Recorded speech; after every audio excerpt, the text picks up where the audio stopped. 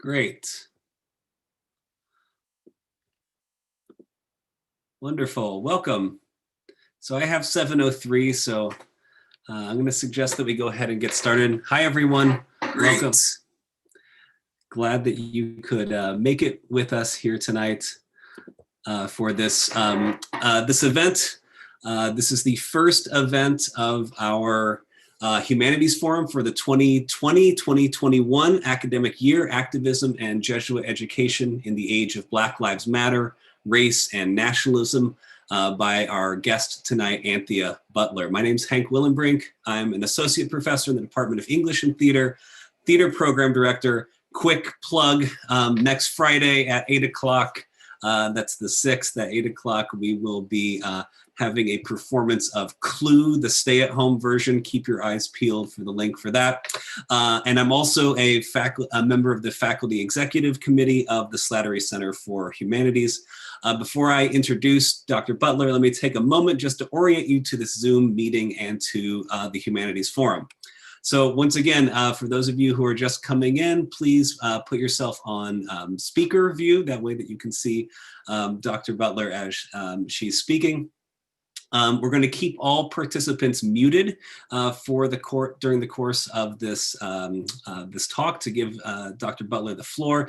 We highly encourage you that you ask questions, and you can do that in chat. They'll come to me, and then I will ask them for you. We're pleased to be welcoming Dr. Butler as a part of our 2020-2021 Humanities Forum. The Humanities Forum, a part of the Slattery Center for the Humanities, is committed to bringing a diverse range of scholars and artists to the university to engage with our students, staff, faculty, as well as the greater Scranton community. Speakers are chosen by the executive committee after being nominated by faculty from across the university. To date, we've brought in almost 12 different speakers, including Father Scott Pallars, who I'm sure many of you know, recent 2020 MacArthur Genius Award grantee Cristina Rivera Garza, and Feminism for the 99% author Cynthia Ruza, among many others. We ask that you stay for the duration of the talk as well as the Q&A. This talk should last about 30 minutes. We're expecting about another half hour of Q&A. And then once again, the chat has been enabled so that you can ask a question. Again, that'll come to me and I'll pose it to our guest tonight. So one other thing before I introduce tonight's speaker, I'd like to take a moment to acknowledge the traditional caretakers of the land that the University of Scranton sits on, the Lenape, the Munsee, and the Susquehannocks. May we be ever mindful of their absence from this place, and may we commit ourselves to stewarding this land with care and compassion as we navigate our communities toward justice grounded in knowledge and wisdom. Finally, it's my great pleasure to introduce tonight's speaker, Dr. Anthea Butler, Associate Professor of Religious Studies and Africana Studies at the University of Pennsylvania, a sought-after commentator on the BBC, MSNBC, CNN, the History Channel, and PBS. Professor Butler regularly writes opinion pieces covering religion, race, politics, and popular culture for NBC Think, Religion News Service, The Washington Post, and CNN. Professor Butler currently serves as the president-elect for the American Society of Church History and is also a member of the American Academy of Religion, American Historical Association, and the International Communications Association. She's also on the board of trustees for Loyola Baltimore. Her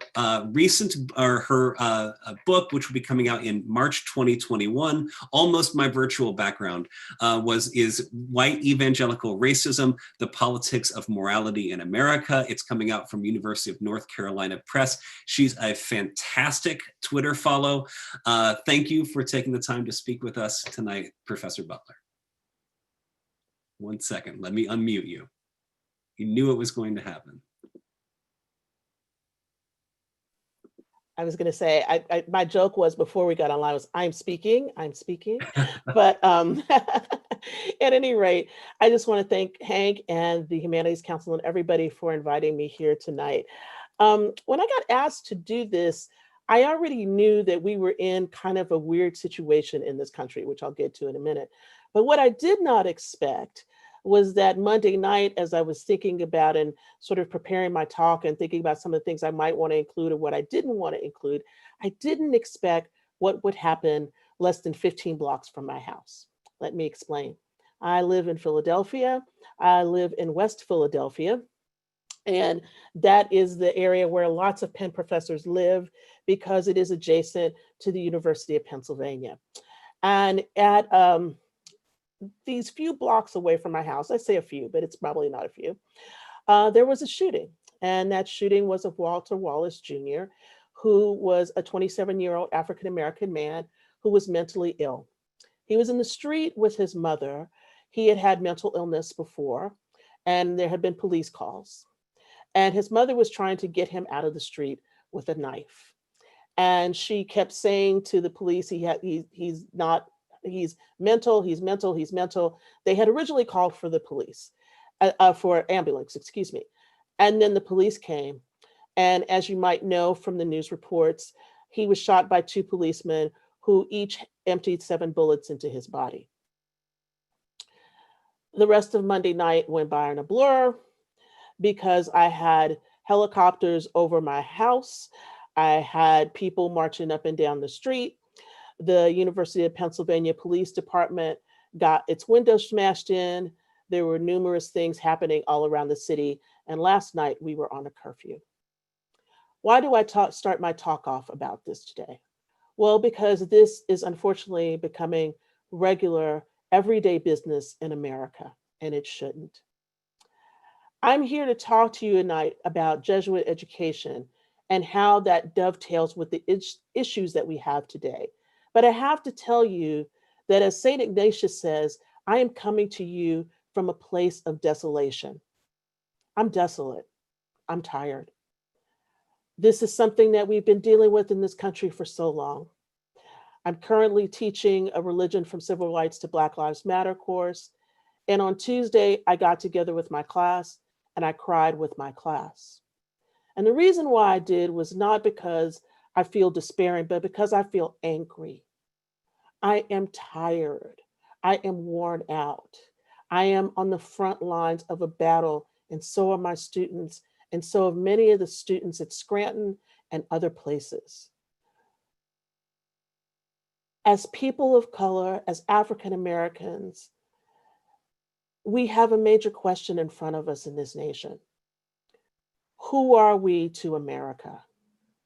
What is our purpose here? Why do we continually have to fight for the right to simply breathe? And I don't say that lightly. I say that with a sense of foreboding because I know right now that as of August of this year, 164 Black people in America have been killed by police.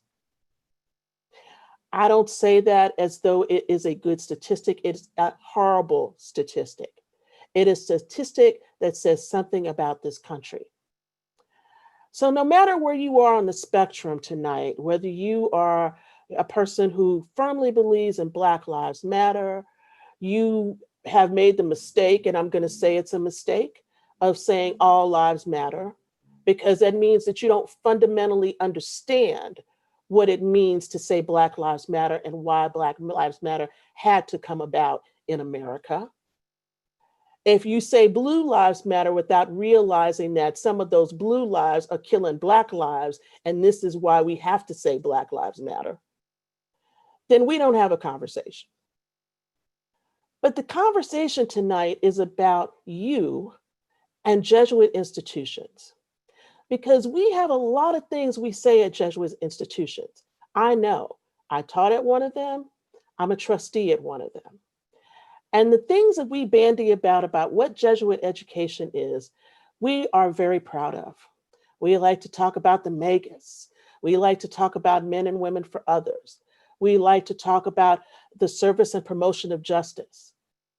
But the fact of the matter is that we need to begin to think about the ground that we stand on when we say those things. We need to think about the implications of what it means to call upon Jesuits who have written about these things in education and how they apply to our current situation.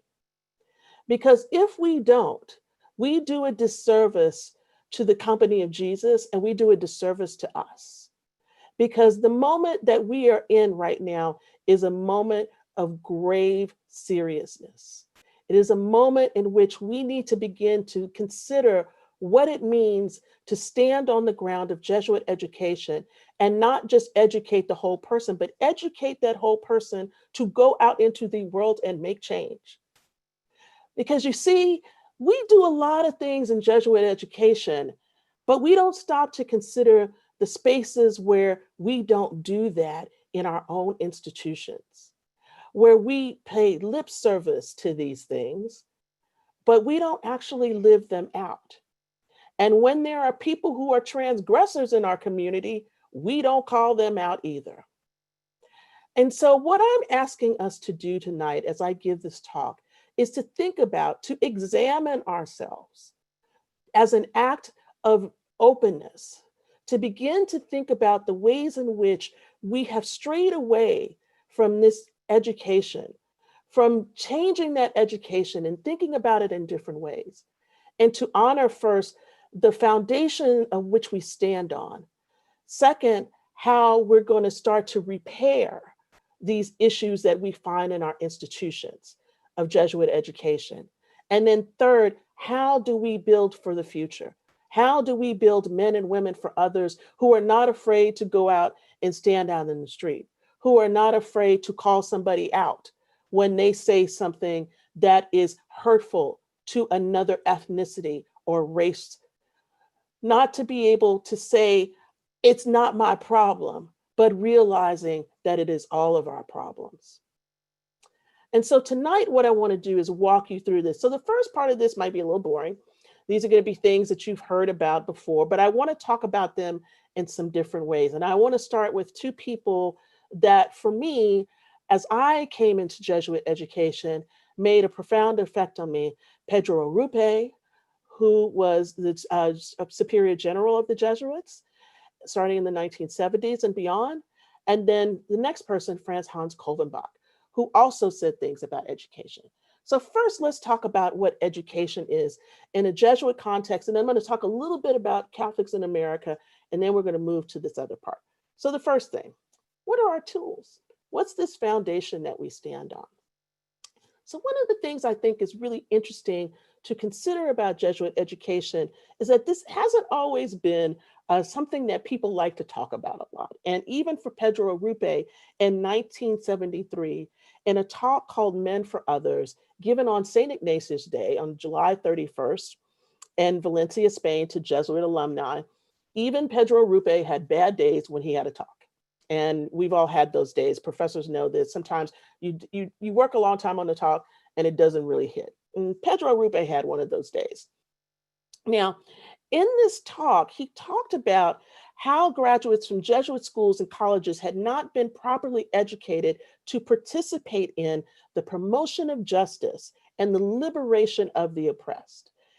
He talked about education for social change. And so let me just set the stage for you. If you're thinking about this on a worldwide level in the Catholic Church, you've had profound changes. There was Vatican II. In America, we've gone through the civil rights movement. In Latin America, we're starting to see workers' movements and things arise. All over the world, there were movements for people who were starting to wake up to change. And we also have big wars going on, the Vietnam War and others, okay? So this is the situation that Pedro Arrupe is coming from. And in 1973 says, we've got to pay attention to some things about what's going on in the world and how we're going to promote justice and liberation of the oppressed. Now, if you've heard about Arrupe before, you always think about, liberation. You think about, the preferential option for the poor and all of these kinds of things that started with him and then picked up by other Catholic theologians. But one of the things he says in this talk in 1973 is that he says, today, our prime educational objective must be to form men for others, and we're going to say women here too, men and women who will live not for themselves, but for God and his Christ, for the God-man who lived and died for all the world, men and women who cannot even conceive of the love of God, which does not include love for least of their neighbors, men and women completely convinced that the love of God, which does not issue in justice for men or women, is a farce. Now, that's a really heavy statement. Let me break this down for you to just say what Arrupe is saying here. If you think you love God and you don't love the least of those among you, and you don't want justice for them, you don't have anything. It doesn't mean anything that you can do all these prayers. It doesn't matter how many rosaries you do. It doesn't matter how many pilgrimages you do. None of that is going to work. You need to be a person who is going to be a person for others. And if we think about what that means, is that that means that you can't just be for yourself in the skin that you are in. You need to be for other people around you who don't look like you, who are oppressed, who experience injustice. And in the case of this nation, that means that we can start to point at lots of different groups of people who receive all kinds of injustices: African Americans, immigrants, Asians, people who are poor, people who are oppressed, people who are gay. There are so many ways in which we can find how to side with people in the pursuit of justice. And so, what Arupe was calling us to is not just this great education where you learn philosophy or you speak Latin or you learn about all the theologians and you get your Augustine and Aquinas on, but it means that you promote justice and you think about what justice means in the context of what Jesus asked us to do in Luke chapter 4. Because Jesus didn't come just because all of this other stuff, just to fulfill this destiny to forgive your sins. He came to heal the brokenhearted, to bind wounds. And so what Arupe is asking is that we begin to think about, how do we educate people for that task? Or the way I like to put it is, how do we break your heart in the midst of the education that you get in a Jesuit institution, so that your heart is open to the injustices that you see in other people, the injustices that you find in yourself, the injustices that your parents or your friends do, the injustices that continue all around you, and you look around and say, that doesn't have anything to do with me. That's just them. So that's what Arupe is talking about. And so when we go forward and we get to 2000, Kolvenbach reiterates this statement in Santa Clara. And he says, when he goes to this meeting, and he talks about the service of faith and the promotion of justice. He's talking about, how are the ways in which we can better Jesuit education and change this? How do we open up more things for us to do? And so you've all heard all of these statements all the time. You hear them at the, basically when you come into Scranton, you hear them at, convocations, you hear them at the Mass of the Holy Spirit, you hear them in different ways. But what we need to do is begin to really consider that these statements, although they weren't made about racism, make a pathway. They shine a light towards what we need to do to become anti-racist. And so while this is good and this comes out of Jesuit things, I want to talk just briefly about where we are in terms of the universal church. Pope Francis just came out with a statement about racism. In Fratelli Tutti, he says this: in addition, a readiness to discard others finds expression in vicious attitudes that we thought long past, such as racism, which retreats underground only to keep reemerging. Instances of racism continue to shame us, for they show us that our supposed social progress is not as real or definitive as we think. Now, as a Black Catholic, I will tell you that I've experienced a lot of racism in the church. I've experienced it when I was a kid, when we changed over the Mass, and I went to a mixed race church, and there were people in the pews that did not want to give the sign of peace to me because I was Black. They didn't want to shake my parents' hand. They didn't want to shake my sister's hand. And we lived through that. We lived through racism as kids in Catholic school. I'll never forget when one of the people who were at our school ended up accusing us of stealing some World's Finest candy. And for those of you who went to Catholic school, you know what World's Finest candy is. And my dad had to come to the school and basically tell everybody off, because they only picked on the 4 Black Catholic girls who were in the class, and they didn't call anybody else. And it turns out that it had nothing to do with us. Somebody else had lost a box of candy and some kid took it and started selling it. So we got problems in our churches. We got problems in our schools. And this is something that we've been trying to deal with in various kinds of statements in the Catholic Church, whether it's been Fratelli Tutti or in the American context with Brothers and Sisters to Us in 1979, which was a statement to African-American Catholics about how the bishops felt about them, and African-American Catholics responding, and Black pastors and others responding to them, or Open Wide Our Hearts, which is the most latest statement that took how many years for the bishops to come back to talk about racism, and that's only been since we've had all of these racial upbringings. And that statement is called Open Wide Our Hearts, the Enduring Call to Love, a Pastoral Call Against Racism. So I tell you all this history in part to set the groundwork to say the church has mechanisms to deal with this. What the church doesn't have is a way forward for us, because they're telling us statements about what we want to do in the service and promotion of justice, how you should be educated, what should happen. But that kind of thing is left up to institutions to do. And so this next part, I want to talk to you at Scranton about what this means in practicality, dealing with what we're dealing with today as vis-a-vis, as I like to call it, the two viruses in our nation, coronavirus and the virus of racism, because both are working together to make us unstable, to make us at the brink of a precipice in this country where we could lose everything we have in terms of democracy, in terms of fraternity with each other, in terms of the way that we begin to think about what our shared common bonds are as people. So by what I want to say before I get to that part is to close with something that Arupe said. The most difficult thing to do is to have a firm resolve to be an agent of change in society, not merely resisting unjust structures and arrangements, but actively undertaking to reform them.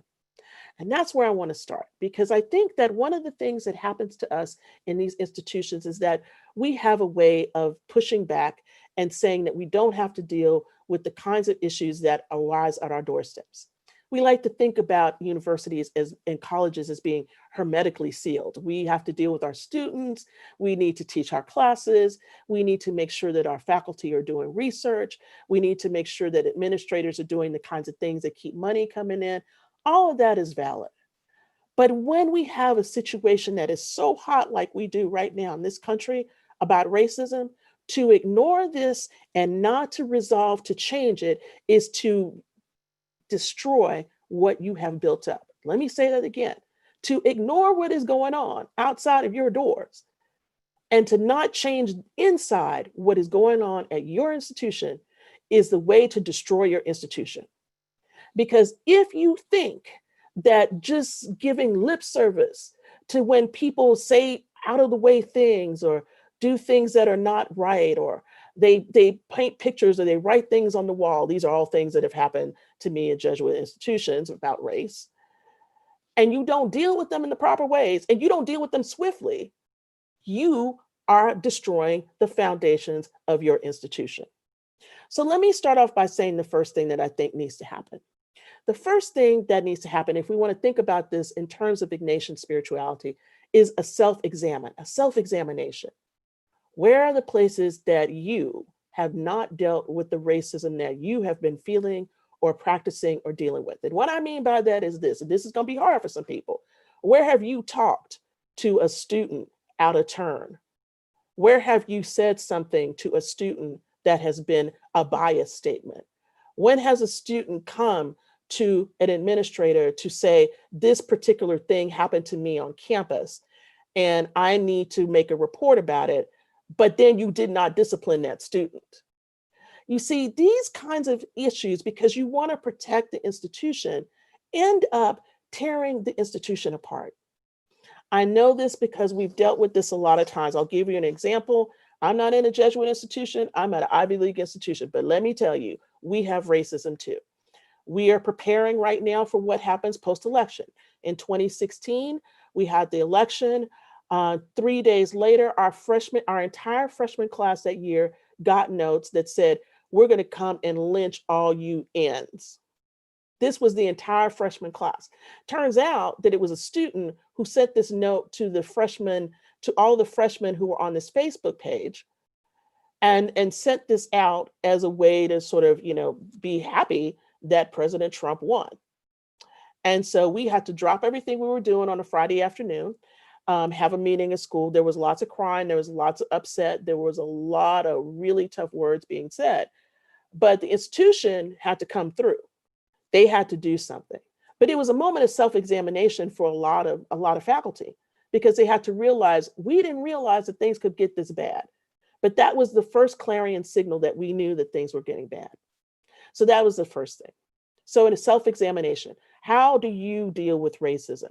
If you're not having to deal with racism and you're white today, then I ask you, what have you thought about? What have you done? What have you said off the cuff? What have you been not thinking about that really might be hurtful? Self-examination is key. One of the ways you can self-examine yourself right now is to take a bias test. You might have implicit bias. We all have implicit biases. These are the kinds of things that will help you understand where you are in terms of thinking about race. Second, examine the structures that you put in place to say you're working on racism, but you really aren't. Now, what I mean by that is this. I'm going to tell a little tale out of school here, because I was surprised to find out this particular fact about Scranton. And I'm going to preface it by saying there's a history of Black student groups on campuses. And a lot of this came out of from the late 1960s and the development of educational programs and departments, things like African American Studies, Chicano Studies, and others that specifically dealt with ethnicity on the campus. I understand that this year you have your first time having a Black student union. I can't believe it. Are you kidding me? This is a surprise to me. Now I went to go look all this stuff up because I'm shocked, because that means that some of your structures are not the structures that you need to be building, and that you need to re-examine the structures that you have right now at the institution in order to make sure that you're not falling back into what I like to call 1980s Catholicism. And what 1980s Catholicism is that we're going to talk about enculturation, and we're going to talk about multicultural cultural stuff, and we're not going to deal with ethnicity because we can just pile everybody in one pile. That doesn't work anymore. We got too many people, we got too many groups, we have too many affinity people that need to think about the things that affect their community in the midst of the community that they are in the institution. And so if that's your structural background, and that's the backbone of what you're doing, you need to begin to think about that and think about what are the ways in which we are not providing the kinds of structures that work towards this, even though you think that putting people in one group means that they don't get to, they don't get to, excuse me, they don't get to engage with other people. It doesn't mean that that means that that's racist. It means that they need a space to process what's going on in the institution. The third one is a big one. And this is where this is going to fall to faculty, students, everybody. Asking those who bear the brunt of racism to do the work of racism. Guess what? I'm only here because you want to deal with racism. Now, it would be great if there was some white guy that could do the same talk. And there probably is. There are probably a bunch of them. Actually, I know some of them. But the fact of the matter is that what ends up happening is that the people most affected by the things that are happening right now are the ones you ask to do the work. And right now, all I see among all the activists and faculty people that I know and students that I know who do anti-racial work all the time, or are advocates and trying to get people out of jail and things like that, every last person I know is burnt out because there's so much work. And everybody else is walking around like, well, we got these people who are doing this stuff. April Tometi, who's one of the founders of Black Lives Matter, she'll be okay. Well, she just had death threats happen to her because, the FBI came to her house and told her. So she's got to deal with that. So what I'm saying to you is that look at your institution and begin to think about the ways in which you have structured the institution that the people who are dealing with racism have to deal with dismantling racism. Because that's the unfair part about racism. Racism makes the people who experience it have to work harder to get over it because the people who are doing it don't want to do the work. And that doesn't seem fair. It doesn't seem right to me. The other thing is that how do you confront the racism that's in your midst?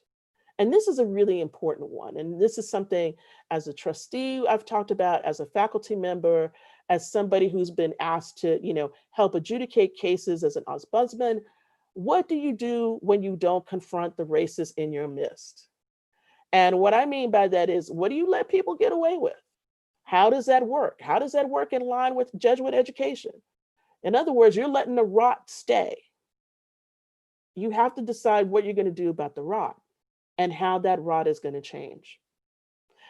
The other thing is that you have to stop paying lip service to the kind of education that promotes anti-racism. So here's the first thing I want to tell you that you should do. This is a good start with this humanities forum.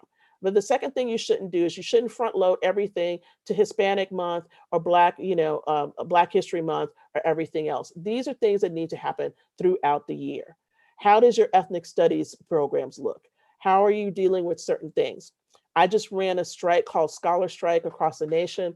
One of the things that was really surprising for me that I found out from a lot of faculty is when we started putting up lots of material on ethnicity and race and things like this. I had faculty members going, I didn't even know this. I'm watching your YouTube. I'm learning so much. And I'm like, how are you teaching and you don't know anything about this? So faculty, this is to you. If you haven't kept up, if you don't have any person of color on your syllabus, if your syllabus is totally, predominantly male or predominantly white, you need to start thinking about other people you need to read. You need to start thinking about not just decolonizing your syllabus. In other words, begin to reach out and think about other scholarships. And I realize that that doesn't go for everybody, but you need to really begin to consider that there are issues that you need to relearn and deal with that you didn't have to deal with 20 or 30 years ago because nobody was talking about them. And so if we're going to re-educate, then the re-education has to start with us. It can't just be that we do things and expect students to deal with this. So what am I saying? I'm saying that if we don't begin to do things to change the structures of our institutions, our Jesuit institutions will fail.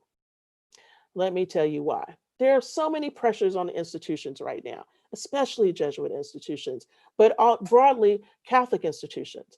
The pressures are immense. The pressures are about money. The pressures are about, can we sustain ourselves during a coronavirus pandemic? The pressures are, will our students come back? Will we be able to deal with parents who are upset about if we start doing, training and things about anti-racism? All of that are valid questions. But if you are going to be ready for this world that is coming, and it's already here, where you can begin to see people realize, and unfortunately they realized it because they saw a man being kneeled on for 8.5 minutes by a policeman, George Floyd, and they had to see it over and over and over again on TV for them to wake up and realize that other people in this country don't get treated like white men and women. Then you have to understand that it is time for you to change. You cannot continue to do the things you did and use the syllabi you used 10 or 15 years ago in order to teach people who are dealing with real issues of racism and injustice in this country. Whether we're talking about DACA students or students that marched this summer and came back to school and came back into an oppressive environment because they felt like their needs weren't being met, we have to, as faculty and administrators, begin to deal with this and begin to think about the ways in which we are going to make change in our Jesuit institutions. Because I'm going to tell you, it's not just an imperative based on the university. If you are Catholic and you say you want to keep your Catholic character, this is how you keep it. You don't keep your Catholic character by ignoring this. And I know, because basically, this is a conversation that all of us have, is how are we going to keep our unique Catholic character? How do we keep our Jesuit character if we don't have Jesuits as president anymore, or we don't have Jesuits and priests around? Well, the fact of the matter is we can keep all of this if we remember that the ways in which Jesuit education is formed is there to make sure that we can continue this even if the Jesuits don't exist anymore. There has to be something more to be said about being a Jesuit than wearing a collar and going through a long process before you become, a member of the Society for Jesus. Because that's not what St. Ignatius and his companions were doing when they started. They had an idea about what they wanted to bring. St. Ignatius had an idea about what he believed that God was doing inside of him and working on him. And if you can get a Spanish soldier to change and become more aware about the world, then that's a real thing altogether. And so I think what this time calls us to is a new way of thinking for Jesuit institutions. And that's what I want to talk about in this third place. We've put a lot of emphasis in on how do we go to other countries, how do we do mission work, how do we do working with the poor and the impoverished, how do we do things in the community. I think and I believe, and I will say this to people on our particular board of trustees at Loyola and everything else, the next move of what Jesuit education needs to be about is about anti-racism. It is about putting together the tools that students need to go out into the world and not just learn about what anti-racism is, but to experience and grow and help others to learn about what anti-racism is and to eradicate racism in our lifetimes. The toll of racism is great. It's in our bodies. For every Black person that you talk to right now, they are undergoing mental stress. It is stressful just to go outside and get in your car because you don't know if the police can stop you. It's stressful if you are, you're coming up from Latin America or you're Latino and wondering, is ICE going to try to pick me up today or any other ethnic group? This is what's happening in Philadelphia right now. We don't know when ICE is going to come through and do something and pick everybody up. That's stressful. What are we talking about in our classrooms? What are we pointing students to do? Where are we deficient in thinking about racism in our own institutions? How do we deal with this and how do we begin to deal with it? One way I think we begin to deal with this is to realize that we have tools, but tools are not enough. There needs to be doing. And this is where, I get to be picky and say, what drives me crazy as a faculty member always is that we come up with these great 5-year plans about how we're going to do something, but those plans end up getting mired in different kinds of things. There is tons of money right now that's out there from many granting organizations to deal with racism. This is the time to turn people loose, let them start writing grants. For you students, this is a moment for you to start coming to the administration, coming to your faculty and think about how can we have training in anti-racism? How can we begin to talk about these things in the classroom? To not be afraid if there's a moment in which you say, I really want to see classes in this, and we need to get somebody here to do that. This is an important time to begin to change these structures. We have a moment, and we need to meet that moment. Because the problem is right now is that we have a rise of nationalism in this country. And it's not just normal nationalism, it's white Christian nationalism. And that's not to say you can't love this country and love God at the same time. But education is going to change if this thing gets hold of us. If it gets hold of us, we are going to have a real problem. And if we don't push back against some of the things that are happening that are wrong, the over-policing, the ways in which, Black people are dying more from coronavirus, and people of color, Latinos and others who are frontline workers right now who are dying of coronavirus at a greater rate. If we don't start to address these issues in our institutions now, they're going to affect all of us because this country will be less for that. And so I want to leave with this last thing, and just give me a minute because I'm going to share my screen with you. And I want to show you a picture. And the reason why I want to do this is not because I am one of those people who like to valorize priests, but I think this is really important because I want you to see how this works out in real life. And let me make sure I get this up really quick and come back to you and share my screen. And I will show you 2 pictures and I'm going to tell you about them. All right. I want to close with this. This is Jesuits in front of the White House and Jesuits in Lagos, Nigeria. So let me talk about these 2 pictures. The first picture, and I happen to know the person in the middle, this is Father Tom Reese. We're protesting in DC right after Donald Trump stood in front of the church and held the Bible up and said his statements about how he's going to protect the nation and all this. And this is actually before, if you can see it in the background, there's a big wall that was built in front of the White House. And his sign says, I can't breathe, George Floyd, Eric Gardner, 2014, all Black men in America for 400 years. And then the other side, if you can't read it, says we stand with George Floyd and Eric Gardner and Ahmaud Arbery and Alton Sterling and Sean Bell and Botham Jean and just a list of names, Tamir Rice, Trayvon Martin, Philando Castile, etc. Racism, bigotry, hatred are not of God. Stop killing men. Now, we could make a same sign for women and all this, but what I want to say is this. There are people in the Society of Jesus who really care about what's happening. Over here on the other side, the gentleman who is in the blue mask is my former graduate student who just left literally 2 weeks ago to go back to Lagos, Father Chijoke Azufuwefe. He is now doctor. He just finished up his PhD at Penn and immediately got off the plane and SARS started. And if you have not been paying attention to this in Lagos, SARS is a special unit of the police that basically stops people, checks their phone, and has been killing Lagosians in record numbers and all over the country. And he went out to protest, and these are some of his Jesuit brothers from the house. And if you missed it last week, there was a massacre at the Lekki toll gate, which is an expensive part of Lagos, where numerous young people from Lagos died. And so this is a moment for them to have to decide, how are we going to deal with this? How do we take what we've learned as Jesuits and take this out into the world? And so one of the things that I've always appreciated about the Jesuit order and about Jesuit teaching is that it's not about staying inside and praying. It's about doing. And so my charge to all of you tonight is, what are you doing? What do you do? How do you care about what's happening in this country right now?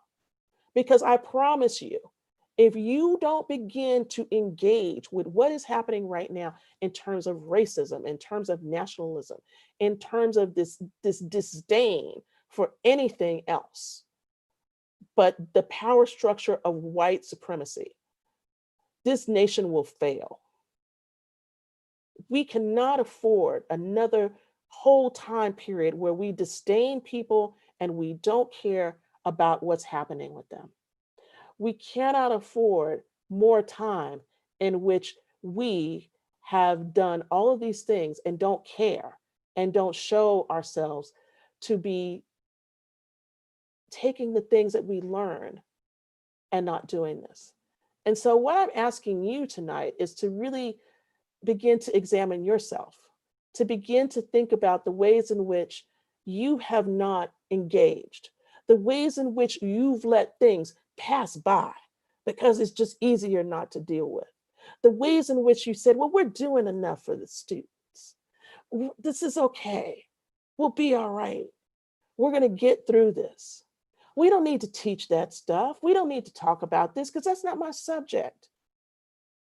I want you to think about that and think about the ways in which your behavior, your actions, your individual actions bleed into corporate actions which destroy the very institution you think you love. Consider that tonight. I know this has not been like one of those nice hunky-dory talks, but I don't think we can deal with hunky-dory right now in the midst of what we're dealing with. So don't be in desolation. Once you come out of this desolation of thinking about where we are and what has happened, be engaged, move forward in the ways in which God is calling you to be more responsible, to be more anti-racist, to be more engaged in what is happening in this country. Thank you. Thank you, Professor Butler. One of the sad things about this particular time is that you can't hear the applause, but please know how, please, again, just many, many thanks for your time and for your wonderful insight and the, and the passion that you bring to this and everything. Let me start with a question. We have a couple in chat, but let me start with a question. Then other people, if you want to put questions in the chat, please do so. Maybe going back to that wonderful photo that you just showed. Mm-hmm. Are there particular aspects of Jesuit education that you think make our students, our faculty, our institution more ready to be on the front lines of this anti-racist work? I do, absolutely. Because one of the things that we talk about being for others, first of all, I think is really important. The idea that we need to be out into the world and not separate from it. I think that's really, really crucial. I'm thinking about, you just had, I know Greg Boyle did a talk and others, the ways in which you can begin to see Jesuits move in the world helps you. And that's not to say all Jesuits are great, okay? But what I am saying is that you have some tools that are very different than normal institutions in terms of that. There's an examination about where you are as an institution all the time. We just went through one at Loyola, which was approved by a Father General. So you have to say and admit to the kinds of things that you were doing as an institution in order to, be approved by them in a certain kind of sense. And I think that one of the things that I've really been thinking about is how we can move Jesuit education away from sort of this sort of mission kind of focus in terms of an activist kind of focus. And how do we stand out against it? And that's why I wanted to show the picture of the priests out here protesting, because, people protested during the civil rights movement. We had a huge number of Catholics that were out during the civil rights movement, priests and nuns and everybody else and lay people. And I think we have forgotten what this is. We tend to think, and I'm going to be really blunt here, we tend to think about activism in the Catholic Church as only being, I'm pro-life. And I want to go, on the day of life and go do this. That's like really great. I'm happy if you do that. But you need to think about life when it gets out of the womb. You need to start thinking about life of the people that are here in America, because it doesn't matter if you fight for the unborn fetus, if you kill people when they're outside of the fetus, when they're outside in the world. I tell people sometimes, I'm like, man, I feel like a Black fetus could get more help than me standing out on the corner getting ready to get shot by a cop. And that's the truth, because that's the way it feels in the Catholic Church right now, is that we are forced to make these decisions about how do you show your Catholicity. And how to show your Catholicity is not just being pro-life. That is one prong of it. And if you are in a Jesuit institution, you need to be thinking about life from conception to death. That's it. And how people are dying in this country without having the chance to do anything is a whole nother thing altogether. Thanks. So our first question from the chat. Let's say that a student is in a class and they and the professor who's teaching the class, who's a well-respected professor, makes a joke that could be one of these kind of moments of messing up. Yeah, there we go. Racist. Yeah, there you go.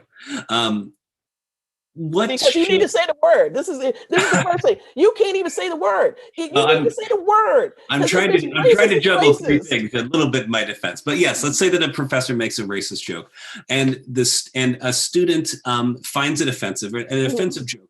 How do we validate their feelings? What if they blame themselves for the participation and not getting the joke in the way that their peers? Well, first of all, if you're blaming the student who feels bad about this, right? If I'm understanding what you're saying correctly, or the questioner is saying, it's asking about what about the student who sees this as an affront, right? Well, what if they blame themselves for not getting the joke the way that the peers do? I think it's more, the question I think is trying to— No, you should never blame yourself for not getting the joke the way your peers do, because maybe your peers are like really, the ones that are participating in structural racism.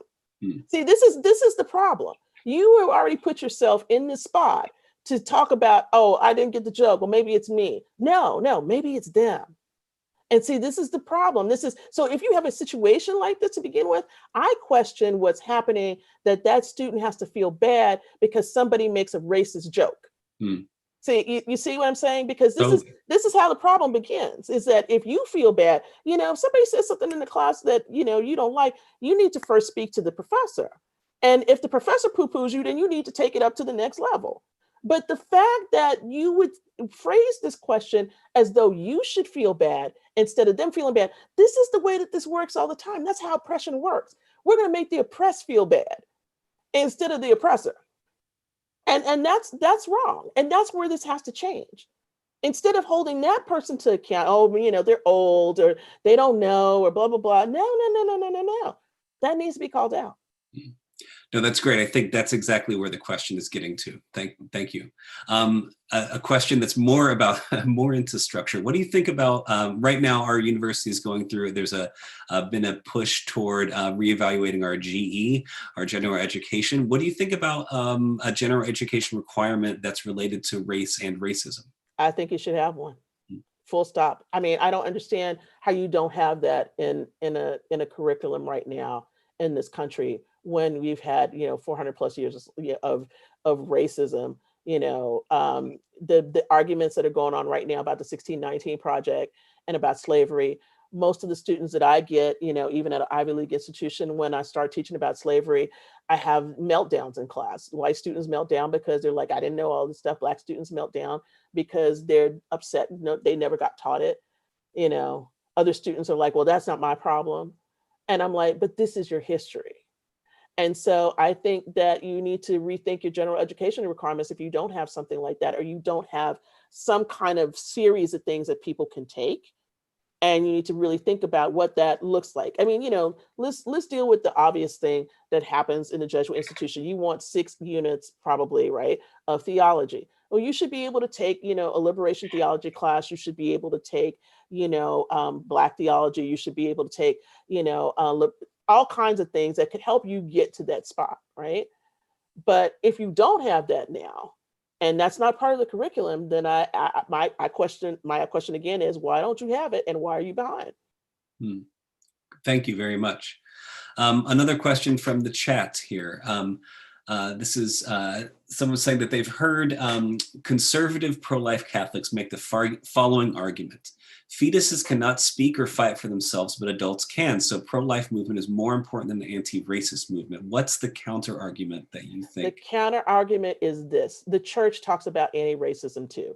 And so if you're not familiar with the things that the church says about anti-racism, then you need to get familiar. Then you also need to think about this. And this is what I'm going to say that's going to really mess some people up. One of the problems with the Catholic Church right now is that a lot of Catholics have decided to make themselves into Catholic evangelicals. And that's not who we are. We have talked about life where there's a thing in which we talk about, let's talk about death penalty. The Catholic Church does not want the death penalty. This is, canon. But these same people who say, but the fetus can't defend itself, are the ones saying, let's put them in the electric chair, or let's do all this stuff. You can't have it both ways.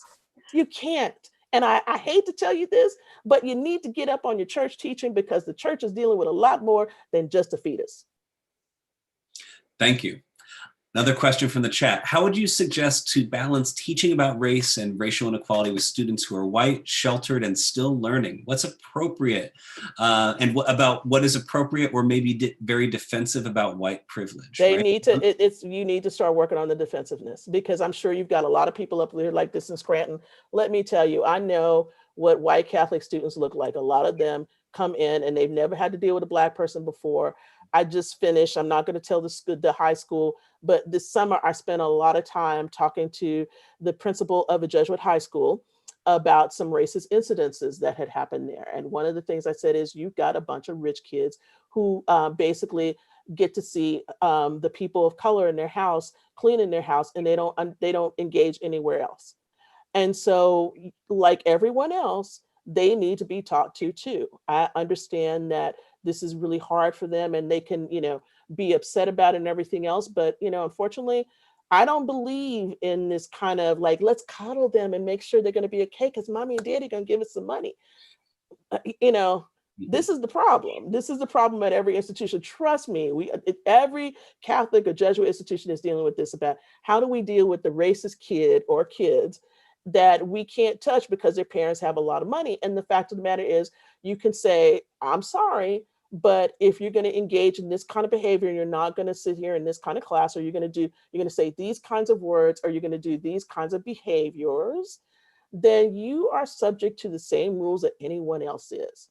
And so I think there's that, but I think the way you start off with is that you start talking about this the moment students set foot on campus. What is your racism training like when somebody comes into Scranton? What's your orientation like? Who talks about this? Who's the person that's running that? What kind of materials are you giving them? What kind of scenarios are you putting them in? What kind of behaviors are you saying that you will not tolerate? Where have you not disciplined the way you should have? And so I put all that out there to say, I can't solve that problem tonight, but I will tell you that I feel like in a lot of Catholic institutions in this country, that one of the things that happens when white students want to do racist things, that the tendency is to coddle them. I will never forget my first interview at LMU. They asked me a question in front of like 15 faculty members. They said, well, what if a student in your class says the N-word? I said, oh, you have students like this?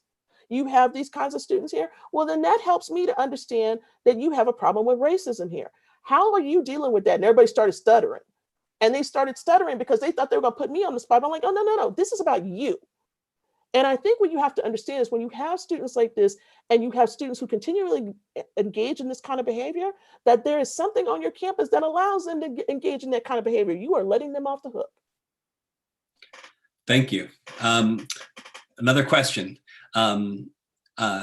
So for white people who are who realize that we don't want to call on people who are bearing the burden of racism to kind of ask them to do too much. We don't want to impose too much, right? So if you're a white person who generally wants to learn more, how do you ask your friends and colleagues who are people of color for help without placing an undue burden on them? You can say, I want to start reading some books. I mean, I think that's a really good place to start. You can read Ibram Kendi. There's tons of stuff out here that, I mean, I hate to tell you this, but my publisher has said books about racism have been flying off the shelves. If you're a person who has a book about race right now, you have extra vacation money, essentially. Not I'm making a joke, but it's really true. There's tons of reading out here. I mean, get online. I mean, if you go online to research a vacation or to research where you can go into coronavirus, you can certainly figure out things to do without asking your friends.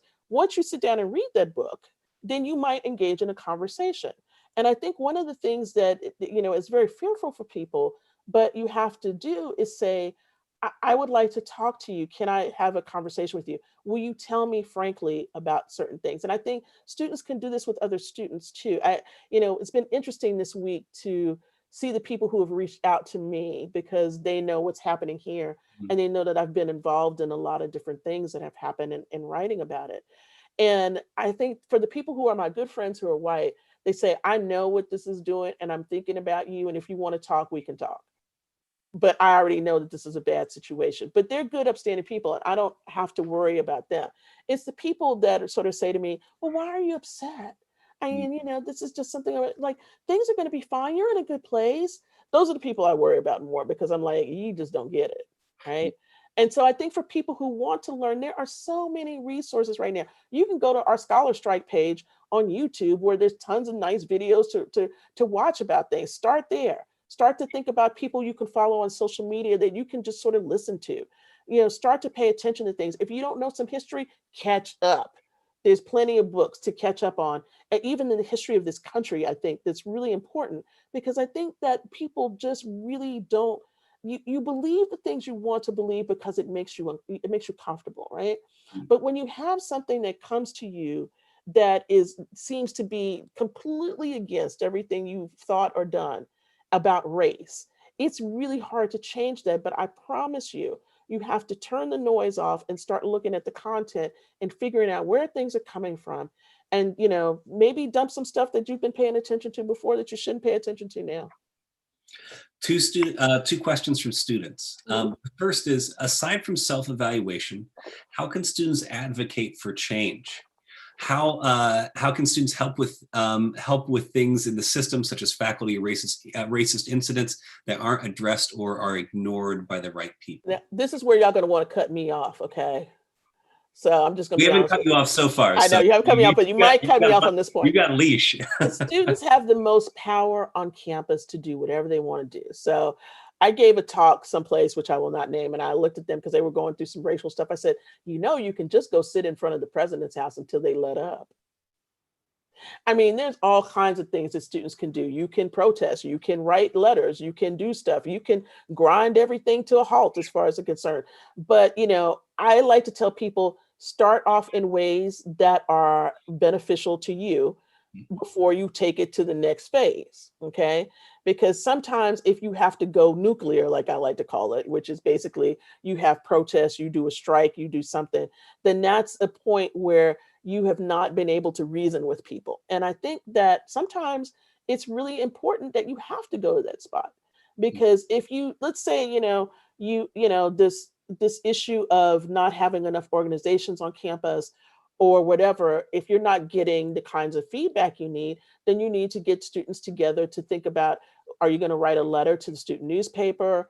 Are you going to go out and do things? One of the things that I can be honest about that we did to the president of Penn, or that a group of faculty of color wrote about her when she said something that was really off, which was basically that there was nobody qualified to be a dean at the University of Pennsylvania that were in this group of minority professors that she was talking to. And that resulted in now we have a couple of deans of color at Penn because basically they know better, and we have a Black provost. Mm, And that became because we publicly embarrassed her like mm. bad. So I'm just saying activism works. You know, and it may, you know, sometimes it looks like things aren't moving or things move incrementally, but you don't get anything by being quiet. That's true. Another question from a student. Do you believe that students of all backgrounds should attend these hypothetical anti-racist classes, anti-racism classes? I think that there's ways in which students should be able to choose from a number of things that they can take. And I'd say this because you are not going into a completely white world. Sorry. I mean, whatever you've been told, this is not going to happen to you. When we start to travel again around the world, you know, this is not something that you can inoculate yourself with money. You're going to have to deal with other people. And so I think on a college campus, when you're at this very interesting moment in your life, one of the things I could put it to you in a very practical way. If you want to be in the business world right now, you better know something about anti-racism. You better know that if you want to go work at a firm in New York, you know, a brokerage firm or something like that, you need to be able to say something about diversity, equity, and inclusion. And if you don't know how to say that, then that's really bad for you because you might be interviewed by somebody who doesn't look like you. Mm. And so one of the things you need to think about it as, you know, even if it's from the very base thing of, I just want to be prepared for the job market. You should know how to deal with this because if you're somebody's boss, you're going to have to deal with this. And so I think that, you know, should everybody have to take something? Why not? This is America. This is the melting pot. Everybody's here different. Why shouldn't you take something? Mm. If you claim that you really love this country, you should know about the people who are in it. Last question for you, kind of going back to the scholar strike. Yeah.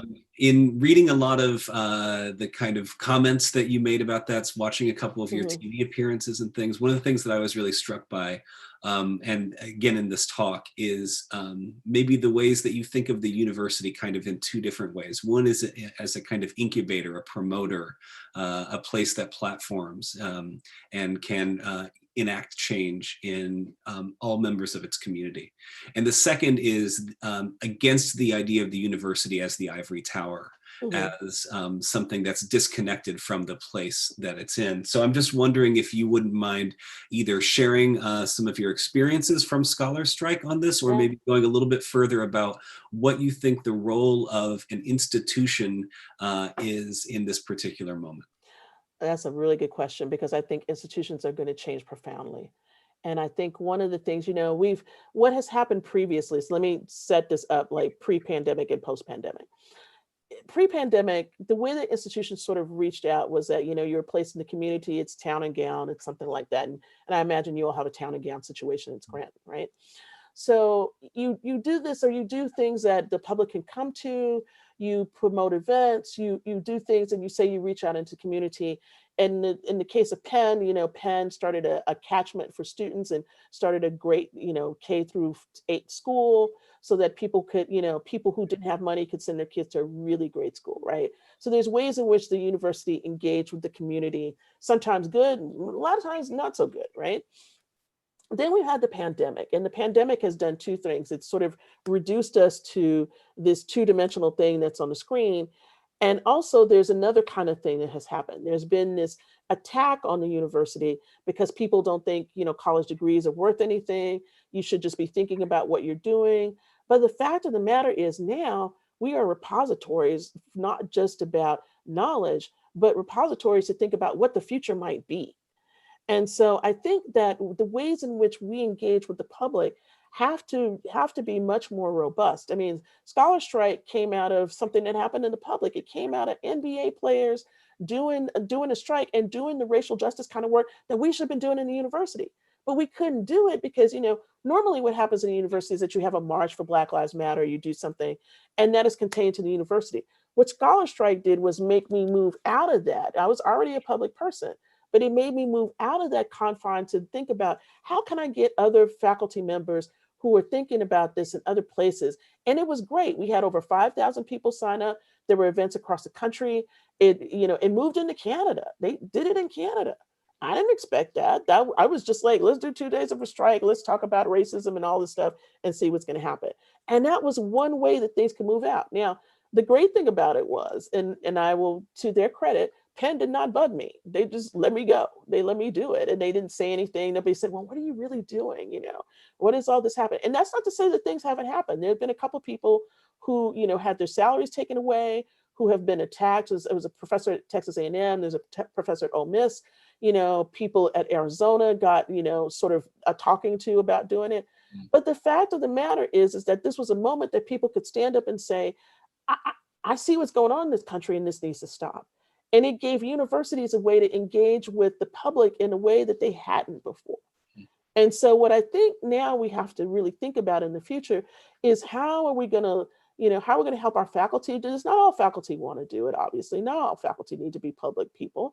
But I do think we need to think about ways in which we can engage our community because, the issues of racism and policing and all this stuff affect all of us. Something happens on your campus, you're going to have people coming to protest. I mean, we had a couple of years ago, we had a shooting by Penn Police of a robbery suspect on campus who came onto the campus and they shot and killed him.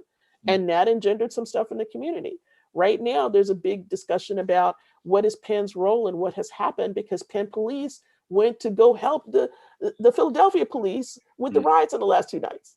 So there's kinds of questions that we have to really think about in terms of the university and figure out what is our place, how do we engage with the public, and how do we need to change in order to do that in a society that's becoming more fluid and, quite frankly, might not have to deal with some of us right now.